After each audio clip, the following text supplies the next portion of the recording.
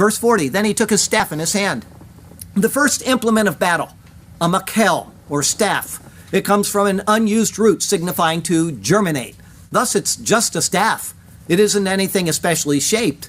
In other words, the Lord provided it from the ground. David picked it up and probably used it as it was. It felt right to him, and so he carried it when he went out to shepherd the flock. Next, verse 40 continues, and he chose for himself 5 smooth stones from the brook. The next implements of battle, Chamisha Haluke Abanim Min Hanachal, 5 smooth stones from the wadi. Although David probably wasn't thinking on these lines, the number 5 in the Bible signifies grace. The adjective haluk, or smooth, is only found here in the whole Bible. It comes from a word signifying to divide. That comes from a root signifying smooth. The reason for this is that smooth stones were used as lots. Thus, things were divided into portions through the lot.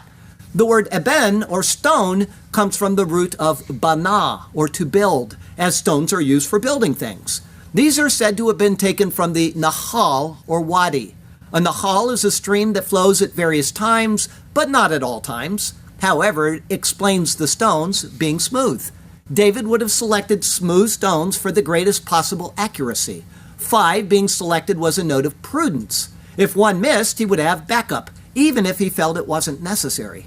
The word nahal, or wadi, comes from nahal, which signifies an inheritance. It should be noted that the staff and the stones, including their smoothness, are products of nature provided by the Lord. David uses what the Lord provided. The only part of the weapons that were made by him was the sling itself. Fanciful explanations of him picking up 5 stones because Goliath was one of 5 giants in the area, based on 2 Samuel 21, stretched the narrative unrealistically. But it does make for a good sermon. There is one foe, and the agreement is that one side or the other would submit at the loss of their champion. David got these 5 smooth stones, verse 40 continues, and put them in a shepherd's bag, in a pouch which he had. Along with his staff, he had a shepherd's bag. It was a simple bag, probably used to carry around some food and whatever else he thought he would need while out in the wilderness. It then further says, ube yalkut, and in a pouch. What this probably means is that it went into a particular pouch of the shepherd's bag. Now, I'm going to stop right there.